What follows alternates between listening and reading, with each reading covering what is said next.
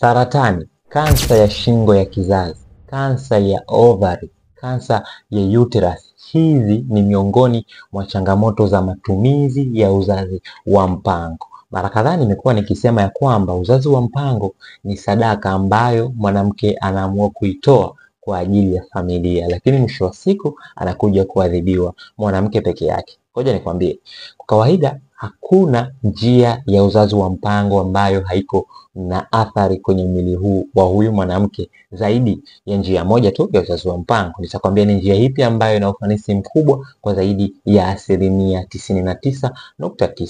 Lakini leo tutazungumza kinagaubaga juu ya kila njia ya uzazi wa mpango, namna ya kuitumia, faida zake, hasara zake, na kwa nini njia hii inaendelea kupendekezwa. Sasa hapa ni mahala sahihi ambapo utajifunza na kupata majibu yote kuhusiana na uzazi wa mpango. Kwa kawaida tunazigawa njia za uzazi wa mpango katika makundi mawili. Kundi la kwanza ni zile njia za asili. Kundi la pili ni zile njia za kisasa. Njia za asili ni zile njia zote ambazo mtu anazitumia bila kuhusisha vifaa au kuhitajika mtaalamu mwingine kwenda kuinput kitu fulani kwenye ile njia. Lakini njia za kisasa ni zile ambazo zitahitaji vifaa au mtaalamu kusimamia zoezi hili. Njia za asili, tuna njia ya kwanza ni njia ya kalenda, yani kufuatilia ile kalenda yako. Njia ya pili ni njia ya billing ovulation method.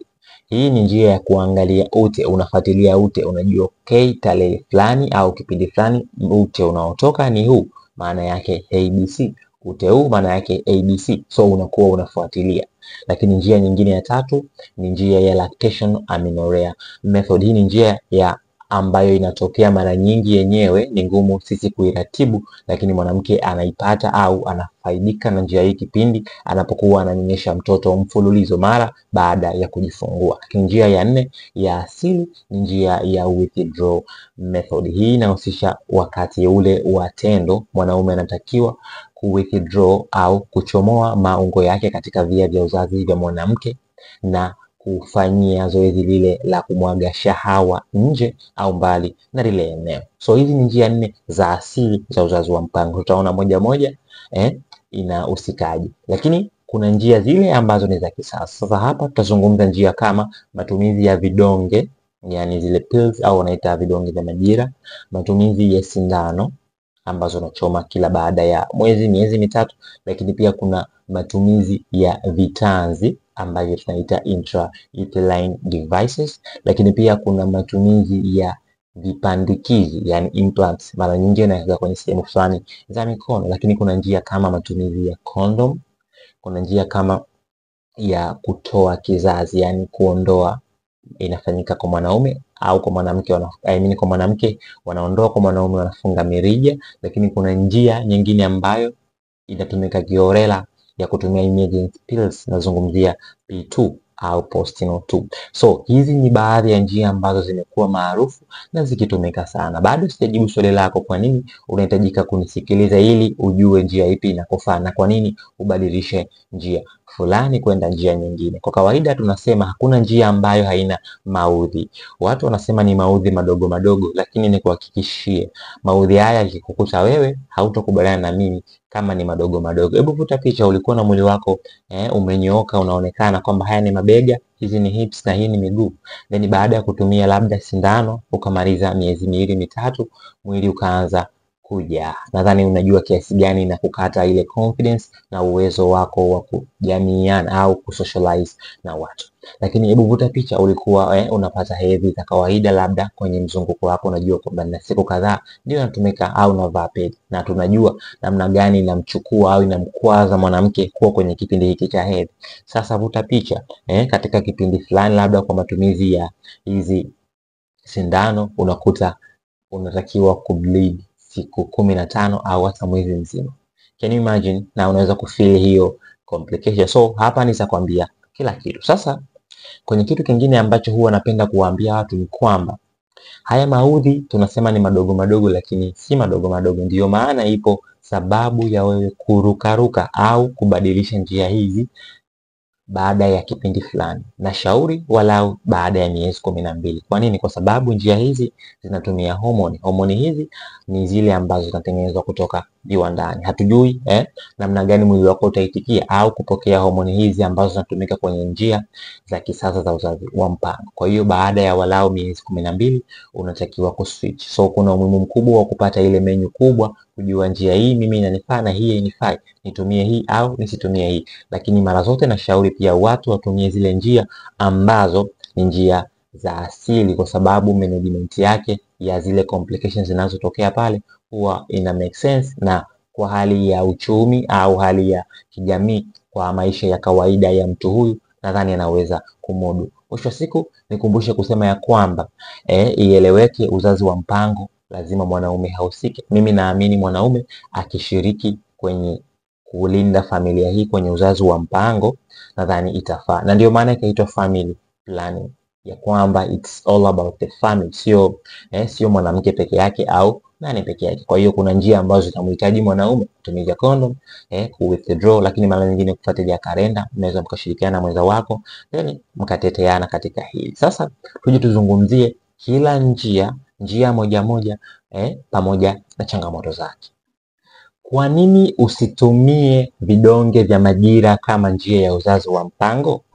Hapa nitakutajia hasara, lakini vile vile nitakutajia na faida za kutumia vidonge vya majira. Tukianza na hasara, labda nikukumbusha kwamba hizi pills mara nyingi wanaziita morning pills, ni vile ambavyo unakuwa na meza kimoja kila siku. Sasa huwa ina control zile hormone na kufanya wewe usiruhusiwe kupokea mbegu ya mwanaume ambayo inaweza kurutubisha yai na kufanya ukatunga ujauzito. Sasa iko hivi, kwenye hasara tutazungumza hasara ya kwanza ni mara nyingi wapo watu ambao wanaripoti wanakutana na kichefuchefu mara wanapoanza kutumia dawa hizi, lakini wapo watu ambao wanaripoti wanakutana na mvurugiko wa hedhi, damu zinaanza kutoka hovyo hovyo mara wanapoanza kutumia vidonge hivi. Wapo watu pia ambao wameripoti ya kwamba wanakutana na kukosekana kwa hamu au kuzidi kwa hamu kupita kiasi ya kufanya tendo wanapoanza kutumia dawa hizi. Lakini pia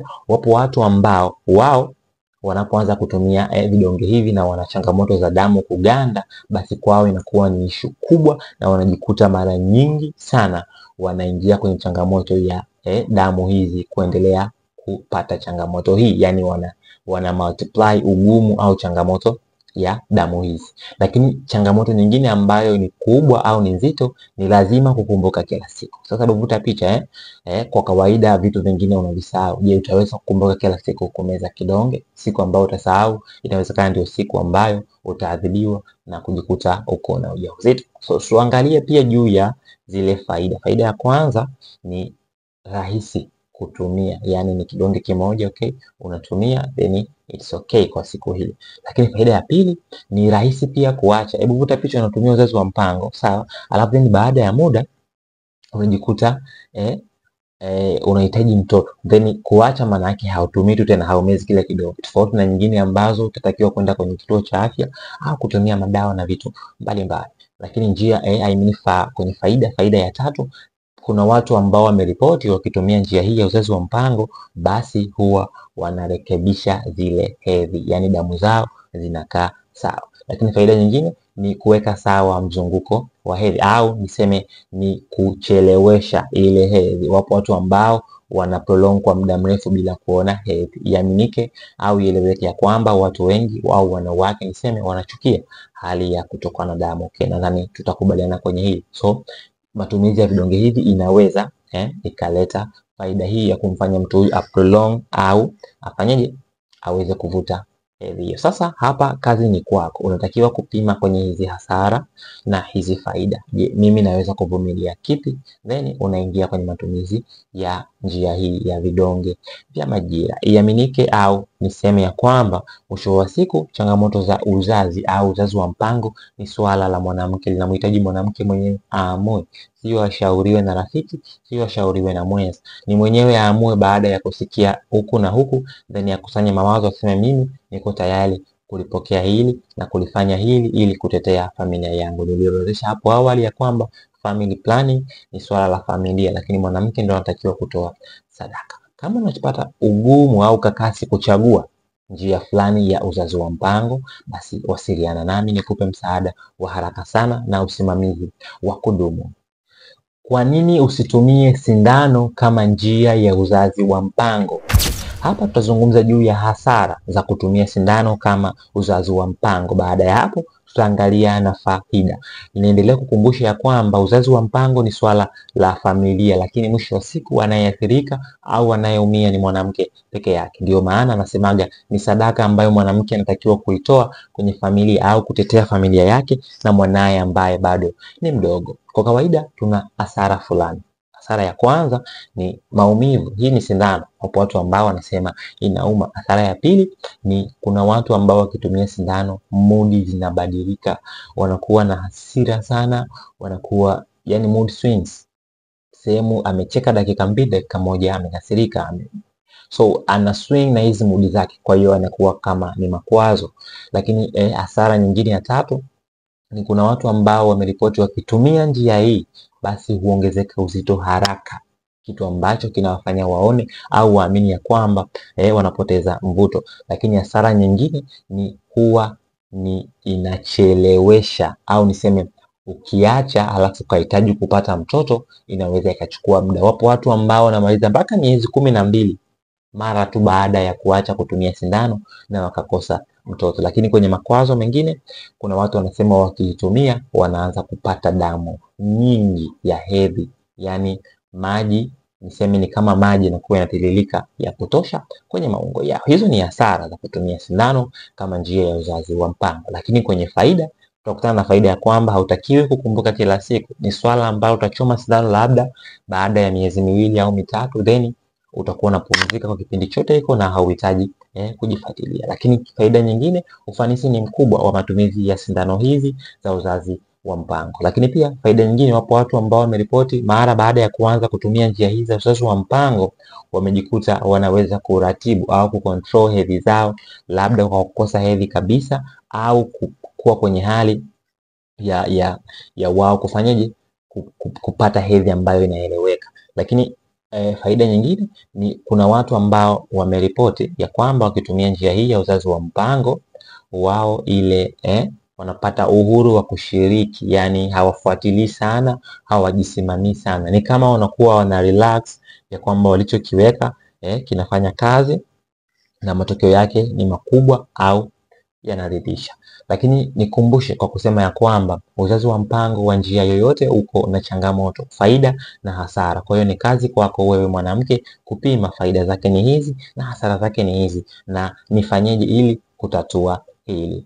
Niendelee kusema ya kwamba hizi ni homoni ambazo zimetengenezwa kutoka viwandani, yani synthetic hormones ambazo mara nyingi zinatumika kwenda kuratibu au kuingilia kati mzunguko wa kawaida au ile hali ya utendaji kazi wa homoni kwenye mwili wa mwanamke.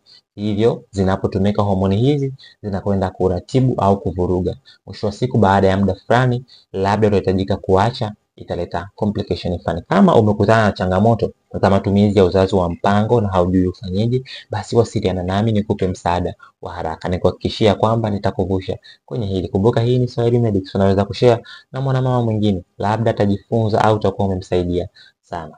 Chao. Faida za kutumia kipandikizi kama njia ya uzazi wa mpango, yani implants.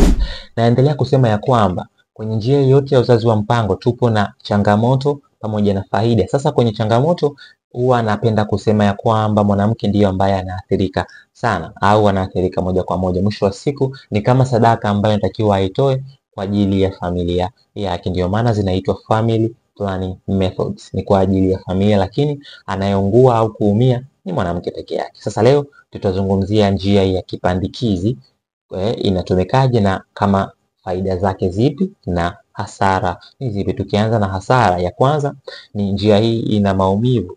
Inahusisha kutobolewa na kuwekwa kipandikizi hichi maeneo ya mkono. So ni hasara ya kwanza. Hasara ya pili, wapo watu ambao wanaripoti maumivu makali ya kichwa, yani kipanda uso. Lakini hasara ya tatu, wapo watu ambao wameripoti ya kwamba hedhi inakwama kabisa, inakoma. kitu ambacho kinaondolea amani na kuona ya kwamba kuna kitu hakiko sawa. Vile vile wapo watu ambao wanaripoti hedhi inakuwa inazidi, yani damu inatoka ya kutosha. Lakini kwenye hasara nyingine ni haipatikani kirahisi kwenye baadhi ya maeneo, hususani vijijini au maeneo mbalimbali ambayo ni yako remote. So tuangalie faida. Kwenye faida, nadhani ni miongoni mwa njia ambazo zina ufanisi mkubwa sana, zaidi ya 99%. Faida ya pili ni miongoni mwa njia ambazo hutakiwi kukumbuka mara kwa mara, ukishaweka umeweka. Lakini faida ya tatu ni kwamba ni njia ambazo zitakupa wewe utulivu na kuhisi ya kwamba umekaa sawa. Kwa nini? Kwa sababu utatakiwa kuweka kipandikizi hichi na kudumu walau kwa miaka 3, 4, hata 5.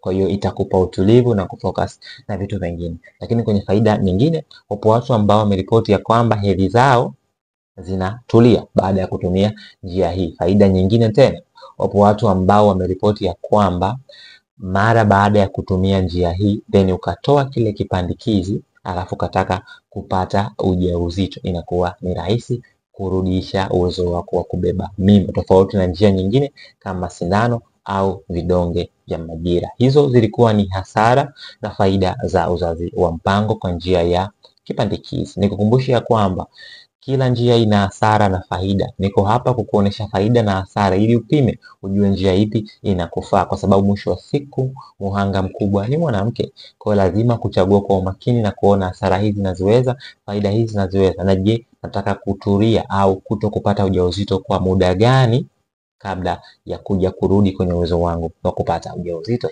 Unaweza kushare makala hii kwa ajili ya kumwokoa mwanamke mwenzie ambaye anateseka mahala fulani kutokana na changamoto hizi, ili kesho naye tumsaidie akaitwe mama tena au atoke kwenye mateso haya. Faida za kutumia kitanzi kama njia ya uzazi wa mpango, yani intrauterine devices. Ieleweke ya kwamba kitanzi ni kifaa ambacho kiko T-shaped, ambacho kikiwa kinaingizwa kinakuwa kiko straight, then baada ya kufika kwenye cervix ndani, cervicosis ile ya internal au niseme ya ndani, kinafunguliwa na kuruhusiwa kutanuka, then kinakuwa kinazuia zile shahawa kuvuka katika ile shingo au njia ya kizazi. Sasa iko hivi, hapa tutaangalia juu ya hasara then na faida, ili wewe ujue kama njia hii inakufaa au la. Niendelee kusema ya kwamba muhusika mkubwa ni mwanamke mwenyewe, ndio maana kuna haja ya yeye kusikia haya yote ili afanye maamuzi peke yake. Ni family planning, lakini muhanga mkubwa ni mwanamke, sio familia nzima. Mwisho wa siku wengine wataathirika indirect, lakini mwanamke ataungua au ataathirika moja kwa moja.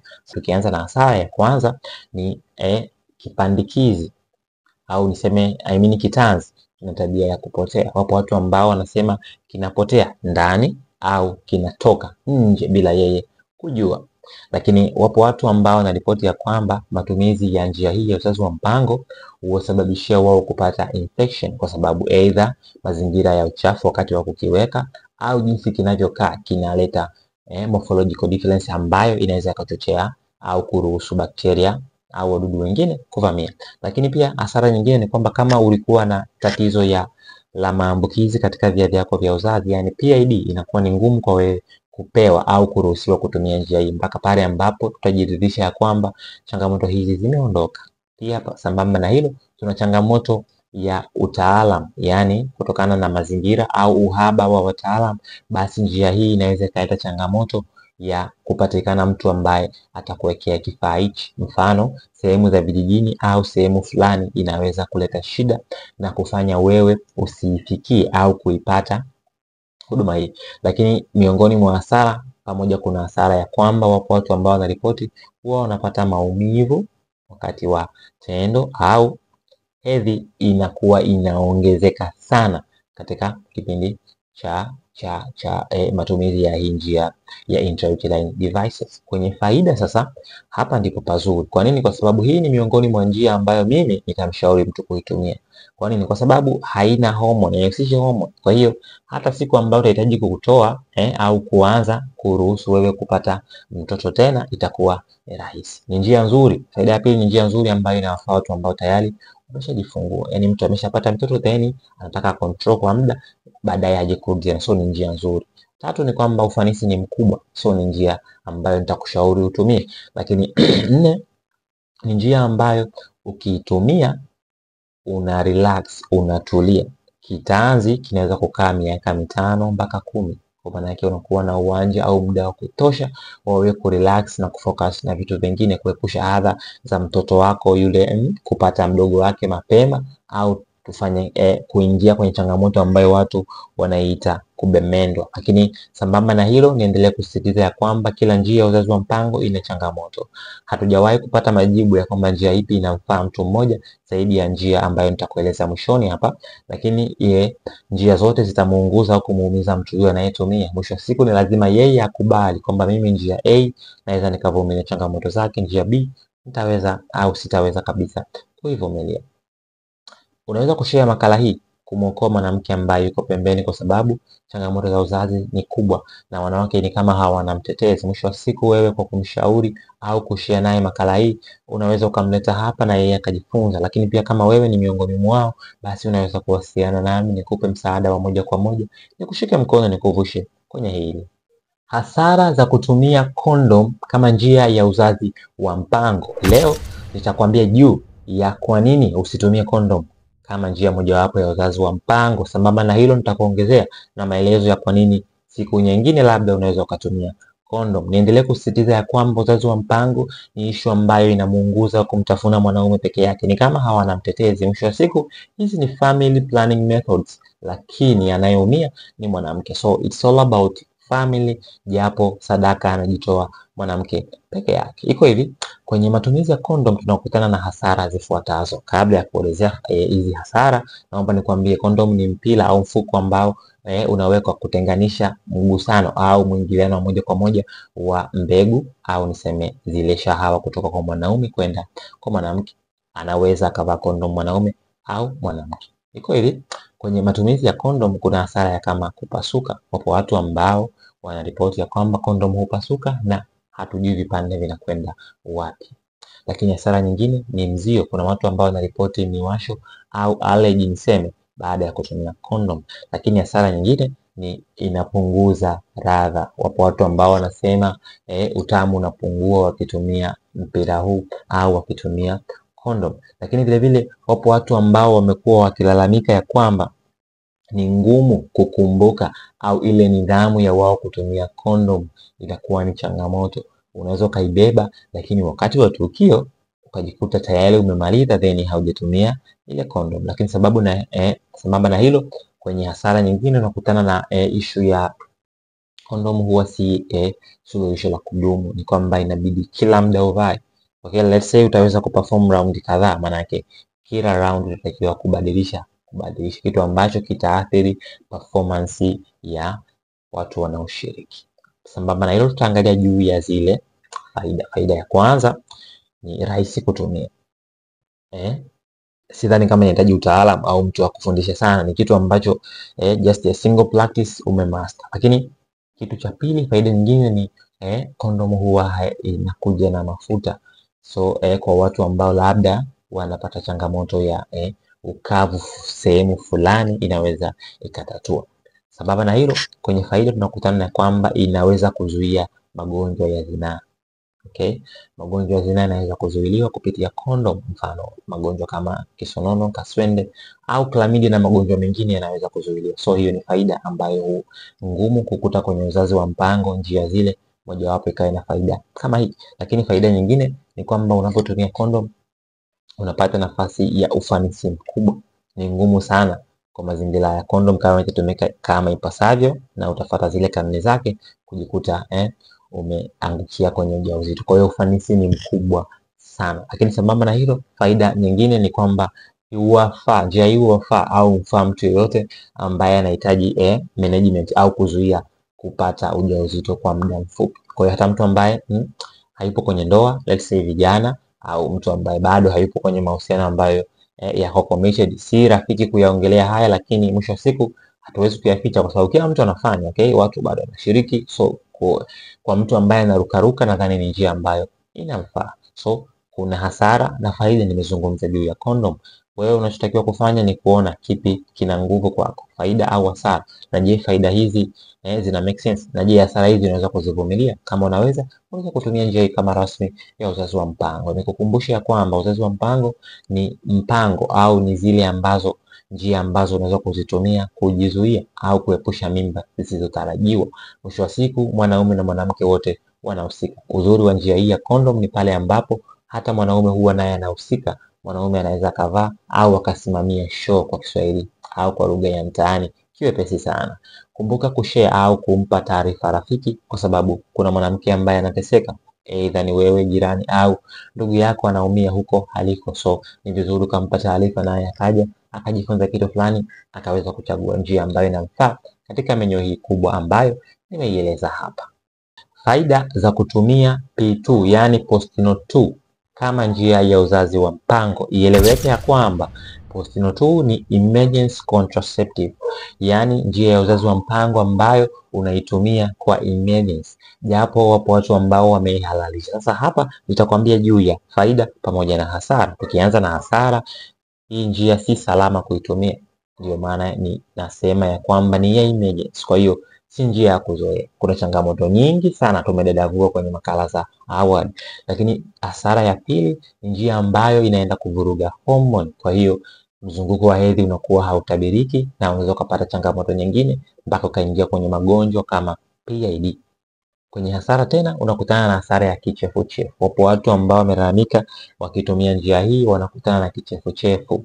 Lakini sambamba na hilo, wapo watu ambao wamelalamika wanakutana na tumbo kuuma au baadhi wanapata mzio, yani mwili unashindwa kuipokea na wanaweza wakaarisha. Wapo watu ambao wameripoti ya kwamba wanapotumia njia hii ya uzazi wa mpango si rahisi kucontrol au kuzuia magonjwa ya zinaa. Ni njia ambayo unaitumia lakini haina uhusiano wowote au kutetea katika kipindi hichi kama ilivyo condom. Sambamba na hilo, changamoto nyingine ni kwamba unapochelewa kuitumia njia hii, yani umekutana na mwenza then ukavusha labda masaa 24, kadri muda unavyozidi kuongezeka ndivyo ufanisi unavyozidi kupungua. Kwa hiyo hii ni hasara au ni changamoto kwa wale au kwenye mazingira ambayo ni ngumu wewe kupata vidonge hivi. Tukija kwenye faida ya kwanza ni vidonge ambavyo rahisi sana kupatikana. Ni ngumu kukuta pharmacy haina vidonge hivi. Kwa hiyo kwako inaweza kawa kama ni faida, ikitokea ni kwa emergency unahitaji vidonge hivi. Lakini faida nyingine ni kwamba huzuia mimba hata kama tendo limeshatokea. Okay, so post exposure, yani umefanya tendo then ukahisi labda unaweza kupata mimba au ulifikiri unahitaji, lakini baada ya tendo kaona no, mimi sikuhitaji. Kwa hiyo inaweza ikakusaidia au ikakuweka sawa. Lakini njia hii haikupi hormone au haikupi suluhisho la muda mrefu. Kwa hiyo hii ni faida. Kwa nini? Kwa sababu homoni zinavurugwa au zinatikiswa, lakini si kwa muda mrefu. Maanake baada ya muda mfupi ile dozi ya kiwango cha homoni kilichotoka kwenye hivi vidonge kinaweza kupotea na kufanya wewe ukaendelea kukaa sawa. Lakini pia njia hii inaweza kutokea kwa mtu yoyote, haijalishi mtu huyu yukoje, ameoa, hajaoa, mtu huyu ana umri gani. Ni njia ambayo haichagui, tofauti na njia kama vitanzi, vipandikizi. Ni ngumu kusikia mtu ameweka kitanzi labda bado kijana, okay, hayupo kwenye ndoa au mahusiano. Nadhani naeleweka. So P2 inaendelea kuwa salama, inaendelea kuwa bora ikiwa ni kwenye hali ya dharura, yani emergency. Mwisho wa siku tumepokea kesi au watu ambao wamekutana na changamoto za uzazi baada ya kutumia P2 kwa muda mrefu au niseme kiholela. Japo wapo watu ambao wamefanikiwa au wameepukana na adha za kwamba wanaweza kuhaibika kwa sababu walishiriki tendo bila kujichunga. Na kukumbusha wewe kushare makala hii na jirani au mtu ambaye anaweza kaja hapa kujifunza, kwa sababu mwisho wa siku changamoto hizi zinamkuta mwanamke. Ewe mwanamke, na ninavyokueleza hapa nadhani inafaa na mwenzio asikie hili kesho na kesho kutwa, wote tuendelee kuwa wazazi, wote tuendelee kutetea familia zetu. Kumbuka hii ni Swahili Medics.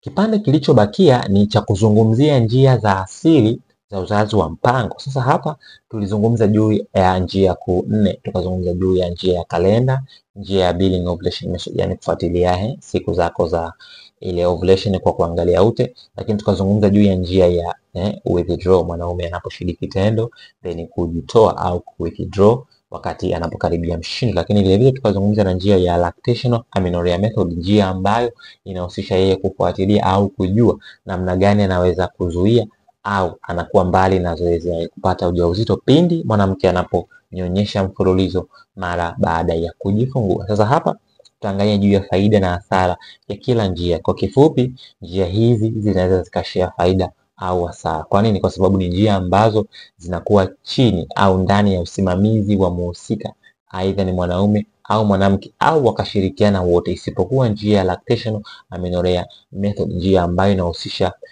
ile hali ya kukosa hedhi katika kipindi hiki cha nini, cha kunyonyesha. Changamoto ya njia ya lactational amenorrhea method ni kwamba pale ambapo hedhi huwa inakuja mara baada ya mwanamke kupata ovulation, yani yai likitoka ndio baadaye anakuja anapata hedhi. Kwa hiyo njia hii tukumbuke, mimba inatungwa wakati yai limetoka. Sasa ukiwa unatumia njia hii unanyonyesha labda baada ya kujifunga zile wiki za mwanzoni au ile miezi 5-4 ya mwanzo, ukashiriki tendo, maana yake kama yai lilitoka mimba itatungwa, wewe utakuwa unasubiri hedhi itokee ili uone ya kwamba uko sawa. Hapa ndipo tunapoangukia kwamba Dr. samahani na mwanangu ana miezi 3 na sijui nifanyeje, nina mimba tena. Nadhani unaweza ukapima uzito wa changamoto kama hii ikikuvaa, hasa katika nyumba yako. Sasa huo ni ugumu au changamoto wa njia kama hii. Pamoja na hayo, kuna faida, kwa sababu ni njia ambayo mwanamke hatahitajika kufanya chochote zaidi ya yeye kunyonyesha, yani kufocus na kumnyonyesha mtoto wake exclusive. Maanisha kila baada ya masaa 2-3 hakikisha mtoto yule amepewa ziwa. Hivyo itaenda kubalance homoni na kuzuia urutubishaji, kuruhusu yai litoke kwa ajili ya kutafuta mbegu. Sasa faida za kutumia njia nyingine ikiwa ni pamoja na billing ovulation method, anamaanisha njia ya kuangalia ute, njia ya kalenda na njia ya withdraw, ni kwamba zinakuwa chini ya usimamizi ikapo au wenza wanaweza kufika kwenye kituo cha afya wakashauriwa vizuri, wakaenda kushirikiana kuzisimamia zote. Mfano, njia ya kalenda ni njia ambayo inahusisha kuhesabu zile siku, kwa sababu tunajua ya kwamba mzunguko wa hedhi huwa unahusisha siku fulani.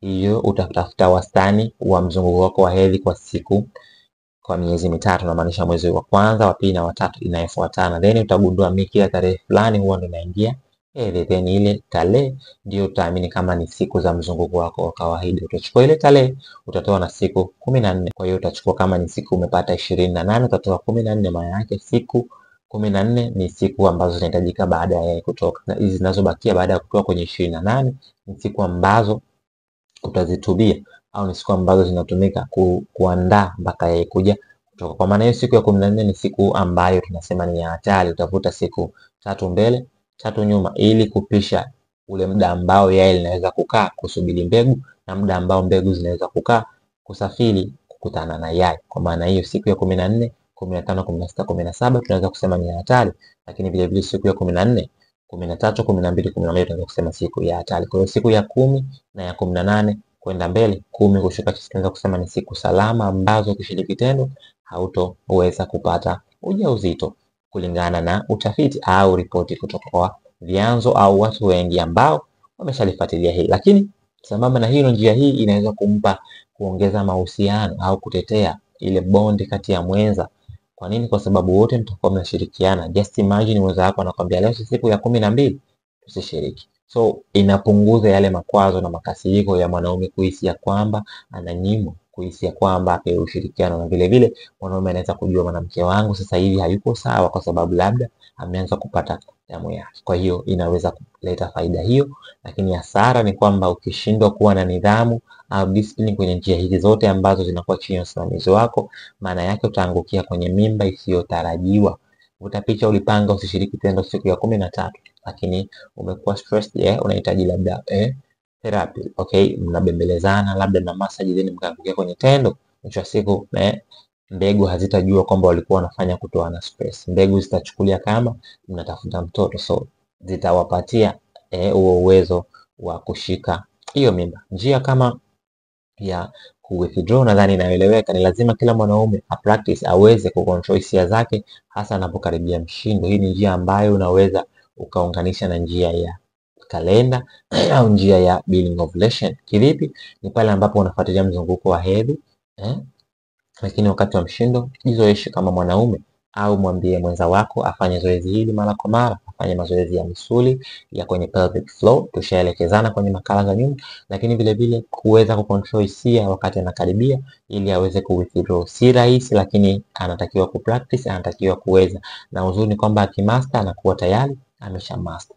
Lakini njia nyingine ni njia ya billing ovulation method. Hii ni njia ya kuangalia ute, unafuatilia ute kwa sababu ute unazungumza vitu vingi. Mfano, ute mzito unaovutika mithili ya yai, nimeeleza ya kwamba ute huu ambao unakuwa kama kamasi na unanata huwa unaashiria yai liko mbioni kutoka. Ni ute ambao unatoka kwenye ile shingo ya kizazi kuonesha kwamba njia iko wazi kuruhusu mbegu ziingie. Kwa mtu ambaye anafuatilia atakuwa anajua ya kwamba sasa hivi inawezekana nikawa naingia kwenye kipindi cha hatari, hivyo ataangalia leo atajua sitaki kushiriki. Zipo sababu nyingi, labda kwa kuangalia joto la mwili au kufuatilia ute mwingine unaotokea au unapatikana katika kipindi chote cha mzunguko wa hedhi. Ni njia ambazo zinahitaji umakini na ufuatiliaji wa hali ya juu kuliko njia zile ambazo ni za kisasa. Uzuri wa njia hizi za asili za uzazi wa mpango ni njia ambazo unaweza ukacombine walau njia 3 kwa wakati mmoja. Mfano, unaweza kucombine njia ya kuangalia ute wa uzazi, unaweza kucombine njia ya kuangalia kalenda na njia ya withdraw. Ukizitumia njia hizi 3, maana yake ufanisi unaongeza na unaweza kupata matokeo mazuri kulingana na mwenza wako. Mwisho wa siku ni muhimu kushirikiana kati ya mwenza, mwanaume na mwanamke kwenye kutafuta au kulinda familia. Hii ndio maana zinaitwa family planning methods. Ni njia ambazo unaweza kuzitumia wakati unaweza kujitetea au wakati mnaweza kusubiri kijana au mtoto huyu asome labda au akue, then ndio mpate mwingine kwa ajili ya maendeleo yenu binafsi pamoja na yule kijana mdogo. Umetumia kitambi na baada ya kukitoa imekuwa ni ngumu kupata ujauzito. Hivi unajua ni nini unatakiwa kufanya? Okay, hapa nitakwambia namna ya kufanya mara baada ya kukutana na yale maudhi ambayo yanasemekana madogo madogo au zile complications za kutumia njia za uzazi wa mpango. Sasa hapa tuzungumzie kwa mapana bila kujali unasumbuliwa na complication gani. Iko hivi, mara baada ya kutumia njia hizi za uzazi wa mpango, mwili huwa unasubiri muda fulani mpaka uje kuitika kuona ya kwamba naweza kujitegemea kuzalisha homoni zangu kulingana na mwili ulivyoumbwa, yani maumbile au namna ambavyo Mungu alikuandaa kama mwanamke. Iko hivi, baada ya kutumia njia hizi, maana yake unakuwa umetumia zile homoni, hususan njia hizi ambazo ni za kisasa, mfano vidonge, sindano, au vile vipandikizi. Hizi ni synthesized hormone ambazo zimetengenezwa kutoka viwandani. Homoni hizi zinapotumika huwa zinakwenda kuharibu au kuvuruga utendaji kazi wa zile homoni ambazo zina flow kutoka kwenye mwili. Aidha zivuruge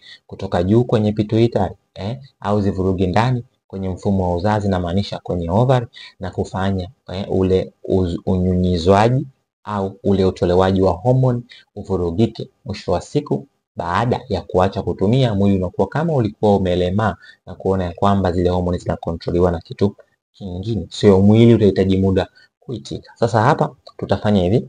Kwanza lazima tuangalie umepata complication gani mara baada ya kutumia uzazi wa mpango. Akija mtu amekwambia nimetumia sindano lakini sipati mtoto baada ya kuacha, lazima umuulize amepata changamoto gani baada ya kutumia sindano. Then ukidili na ile changamoto, in turn baada ya muda anarudi kukaa sawa, anapokea tena uwezo wake ule ule wa kushika ujauzito. Tuombe Mungu changamoto hizi zisiwe kubwa kana kwamba utashindwa kuzimanage kulingana na sababu za kiuchumi, za kimwili au za kijamii. Mfano, complications zinaweza kuwa ni kama umepata uvimbe.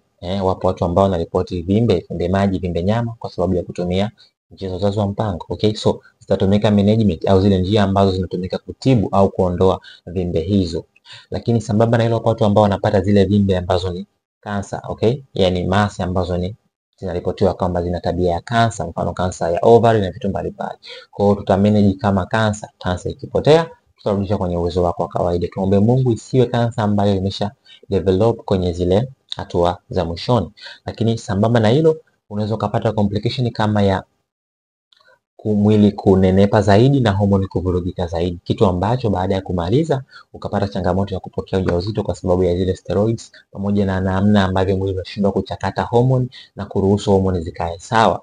Okay, kwa hiyo manage, tutajitahidi mtu huyu apunguze uzito. Wapo watu pia ambao wanaripoti kupata ndevu, kitu ambacho kitaalamu tunaita polycystic ovarian syndrome, hali ambayo inaruhusu vimbe maji ziwe nyingi katika mfuko wa mayai, kitu ambacho kinaleta dalili kama kuota nywele sehemu mbalimbali, ikiwa ni mabegani, labda kifuani, kwenye mapaja au kwenye kidevu. So hii hali tunaita polycystic ovarian syndrome, ni miongoni mwa complication ambayo watu wengi wanaipata. So tuna manage kama cyst, kama polycystic ambazo ziko pale, then tunaziondoa kwa matibabu ya hospitali. Baada ya kuondoka, then mwanamke huyo anarudishwa kwenye hali yake ya kawaida.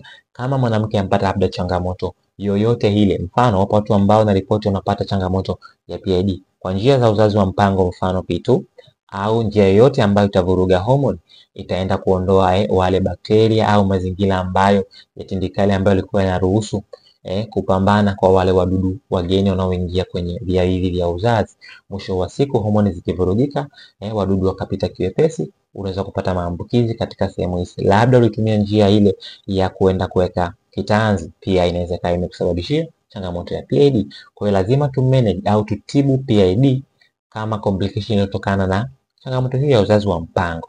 Ikipotea, maana yake unakaa sawa, unaendelea kupokea uwezo wako wa kubeba ujauzito. Ikumbukwe ni muhimu kujua changamoto gani umeipata mara baada ya kutumia njia fulani ya uzazi wa mpango. Then tushaitumia hiyo njia, tukajua changamoto, maana yake tunadili na changamoto huku tunafuatilia. Ni muhimu kufanya vipimo kama vya hormone, tutaangalia hormone mbalimbali, hormone kama hormone ya prolactin, hormone ya luteinizing, hormone ya follicle, lakini pia hormone ya thyroxine, ili kwenda kujua tunajiridhishaje kwenye hizi hormone, kwa sababu ndio hormone ambazo zinahusika sana sana na kuratibu zoezi zima la kuruhusu yai au kuruhusu mwanamke apokee ujauzito katika zile hatua za mwanzo kabisa. Sasa sambamba na hilo, mara nyingine mtu akiripoti maumivu au maambukizi mbalimbali, vipimo vinaweza kufanyika, vipimo vya kuchungulia mirija au picha za kawaida, na maanisha USCS ultrasound scan, au vipimo vingine mbalimbali ambavyo vinaweza kufanyika kulingana na mtu anaripoti vipi hospitali. Kwa hiyo ni muhimu sana kujua dalili zako wakati unahangaikia kutatua tatizo hili, ili dalili hizi zitumike kutetea wewe katika kwenda kurekebisha hizi hali, ili kuondoa sumu au madhara uliyopata kutokana na hormone. Nikukumbusha kwamba kama utatumia njia za uzazi wa mpango za asili, wala unajiweka mbali na changamoto hizi za uzazi wa mpango, ambazo wapo watu ambao wanakaa zaidi ya miaka 8 kusubiri wakae sawa ili kupokea ujauzito tena, lakini wapo watu ambao wanakaa chini ya wiki 2 mara baada ya kutumia njia fulani ya uzazi wa mpango, mfano vidonge, na wanakuja wanapata tena uwezo wao wa kushika ujauzito. Kwa hiyo ni swala ambalo liko very subjective, halitegemei watu wote wafanane au kila mtu au hivyo hivyo. Kila mtu anakuwa na kitu chake ambacho kinajitegemea, lazima umfuatilie na ujue anakaaje. Mwisho wa siku nitakwambia njia siwezi kueleza njia zote ambazo unaweza kuzitumia kutibu changamoto hii kihospitali. Lazima ufike kwenye kituo cha afya au wasiliana nami nikulete ofisini, tuje tuangalie changamoto ni nini, then tukusimamie kulingana na utaratibu ulivyoainishwa, ili urudishe uwezo wako wa kuweza kushika ujauzito tena na kutokana na changamoto makwazo ambayo umeyapata baada ya kutumia njia hiyo ya uzazi wa mpango. Zipo njia za asili ambazo unaweza kuzitumia ili kurekebisha au kupambana na changamoto hizi mara baada ya kutumia uzazi wa mpango. Ni kama unafanya detoxification au unatumia njia ambazo zitakutetea. Sio wote ambao wameripoti kupata matokeo baada ya kutumia njia hizi za asili, lakini vile vile wapo watu ambao hawapati kabisa matokeo kwa sababu ya ukubwa wa changamoto zao. Fanya hivi: tafuta kitunguu swaumu, tafuta tangawizi, tafuta karafuu, tafuta kitunguu maji. Okay? Chemsha maji walau kwa dakika 5 mpaka 7. Yaani maji yachemke uyaache kwa dakika 5 baada ya kuchemka. Then katia vitunguu, weka karafuu, sagia tangawizi, lakini pia katia vitunguu swaumu. Baada ya hapo, yale maji yaache tena yakiwa katika hali ya kuchemka kwa dakika nyingine 3 mpaka 5. Baada ya hapo, chuje yale maji, then ile juisi unaweza ukachukua kijiko kimoja cha asali ukaweka katika kikombe kimoja cha mililita 300, vikombe vidogo au kikombe kidogo cha chai, then ukakoroga, ukawa unapata huo mchanganyiko asubuhi na jioni kwa mfululizo, huku ukiwa umerelax na kuacha kufuatilia au kufikiria sana ya kwamba unatibu kitu. chukulia kama ndio ile chai yako au kinywaji chako, kwa sababu inanyweka na haina makwazo makubwa. Usiweke sukari, usiweke chumvi, tumia kama ilivyojizoesha. So hiyo itakusaidia kuimarisha au kurudisha homoni zako katika hali ya kawaida. So utafanya kwa mfululizo walau siku 21. Nikukumbushe, ni kitu ambacho hakina matokeo kwa watu wote, ni kitu ambacho hakijahalalishwa kwa watu wote, lakini kwa sababu ni vitu vya asili, hazina zile kemikali sumu, maana yake ni sahihi na nakushauri utumie, kwa sababu wapo watu ambao wameripoti kurudisha uwezo wao kushika ujauzito kwa kutumia njia hii. Kelele zimekuwa nyingi. Kuna watu wanasema ni njia ya kutibu mvurugiko wa homoni, njia ya kutibu PID. Ukweli ni kwamba sio, kwa sababu tunaamini njia ili iwe hivi lazima kuwe kuna ripoti au research ifanyike na majibu yaje kuonesha kwamba mtu fulani na fulani amepona, na ukitumia watu walau 90 mpaka 85 wanapona. Lakini kwa sababu wapo watu ambao hawaitikii kwenye mchanganyiko huo, tunasema si njia halali, tunazitreat au tunazistem kama njia za asili ambazo unaweza kuzitumia kujitetea katika kipindi hiki kigumu. Ni njia ambayo ni nzuri, na ukiifanya kwa ufanisi, kama changamoto zako hazijawa kubwa, unaweza kujitetea na kujirudisha kuwa sawa. Nikumbuke kwamba itachukua muda fulani. So ondoa pressure, ondoa kelele, discuss na mwenza wako ili asikupigie kelele, asikwambie sana ukawa na pressure na kuogopa ya kwamba unahitaji kupata ujauzito haraka, mwisho wa siku ukagharimika kwa pesa nyingi, kwa nguvu nyingi, stress, mwisho wa siku ukaumia zaidi. Nikukumbushe, inapohitajika vipimo na uchunguzi, tafadhali tutembelee au wasiliana nasi, ufike hospitalini kwetu kwa ajili ya kukusimamia au kukutetea mpaka uje kuitwa mama tena. Maelfu ya watu tayari wamerudisha tabasamu lao kutokana na usimamizi kwangu. Hii ni Swahili Medics, tumetetea watu wengi sana tayari. Unaweza kujionea kwenye screen yako baadhi ya watu ambao tumerudisha na kurejesha tabasamu lao. Tunatumia dawa za hospitali na viambata ambavyo vimesimamishwa, havina kemikali sumu, na maanisha kuthaminishwa na mamlaka stahiki ili kutetea wewe uwe katika hali yako nzuri. Mwisho wa siku unaweza kushare makala hii kwa rafiki au mtu ambaye unaamini atanufaika naye kujitetea, kwa sababu mwisho wa siku yale tunarudi kusema ya kwamba mwanamke ndio mtu ambaye anaumia jamii, na watu hawawezi kumtetea zaidi akijitetea mwenyewe. Share kwa rafiki yako ajifunze, lakini kama una swali niwekee kwenye comment ili tukirudi tuweze kulizungumza hili kwa mapana zaidi. Hii ni Swahili Medics. Mpaka wakati mwingine.